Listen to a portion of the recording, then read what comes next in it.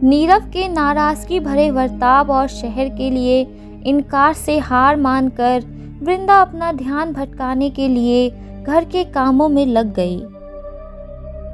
भाभी, मैं आपकी कोई मदद कर दूं? बाबा जी के आश्रम निकलने से पहले? नहीं, वो सब मैं कर लूंगी, लेकिन मेरी एक बात सुन। तबीयत कैसी है अब तेरी? मुझे तेरी चिंता होती है। बाबा तेरे साथ सही से तो बर्ताव करता है ना? आप बेवजह डर रही है। देखिए, मैं काफी ठीक हूँ, खुद से चल पा रही हूँ, अब भूख भी लगने लगी है। उस जगह में एक सुकून है और बाबा जी के चरणों में स्वर्ग। किसी पर विश्वास करना गलत नहीं है, पर याद रखो, अंधविश्वास घातक सिद्ध हो सकता है। बाबा जी पर इतना अंधविश्वास ठीक नहीं है। भाभी, आप बार बार बाबा जी के बारे में ऐसा नहीं बोला कीजिए। आप बाबा जी के चमत्कारों में नहीं मानती तो कोई नहीं, जैसे बाबा जी का आदेश होगा मैं तो वैसा ही करूंगी। अकेले बुलाया तो भी जाना पड़ेगा।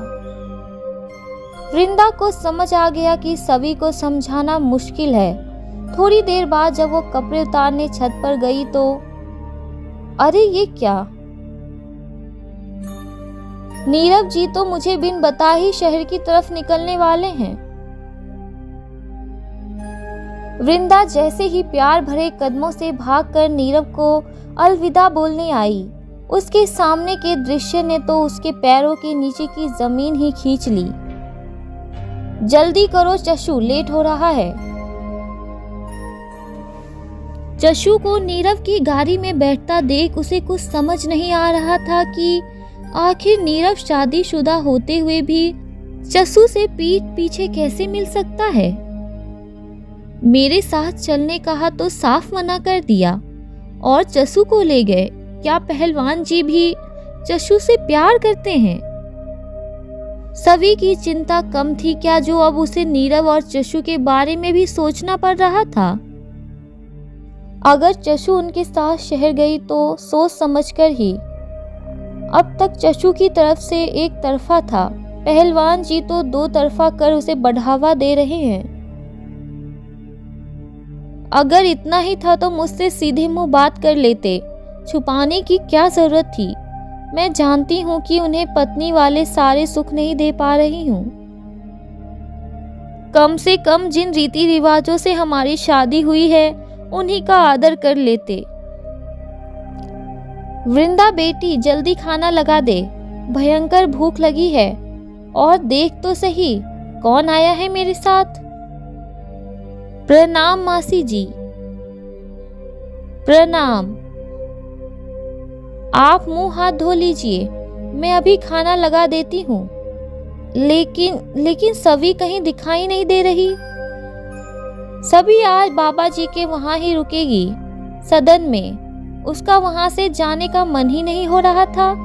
देख रही हो बाबा जी का चमत्कार। पर क्यों?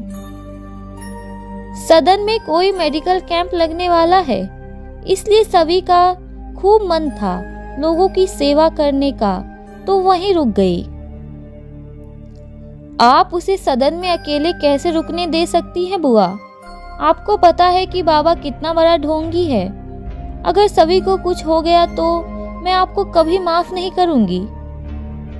ये कैसी ऊंची आवाज कर रही है बड़ों से बहू तू? लगता है इसके भी पड़ निकल आए। देख बहू, माना कि तुझे उसकी चिंता है, पर इतना भी मत बोल। हमें भी उसकी चिंता है। बड़ों के काम में छोटों की इतनी टोका टाकी निरादर कहलाता है। जब बड़े समझदारी और बड़प्पन दिखाना छोड़ दे तो छोटों को बोलना आवश्यक हो जाता है। मुझे डर है कहीं ऐसा ना हो कि हमारी सभी के साथ कुछ बुरा हो जाए। लगता है इसको अच्छे संस्कार नहीं दिए इसके माँ बाप ने, ना बड़ों का आदर करना सिखाया। हमेशा की तरह आज भी वृंदा को उनकी बात जरा भी अच्छी नहीं लग रही थी, पर आज वो लिहाज के मूड में बिल्कुल नहीं थी। मेरे माँ पापा ने मुझे सच का साथ देना और जहाँ गलत हो रहा है उसका पुरजोर विरोध करने और आवाज़ उठाना सिखाया है।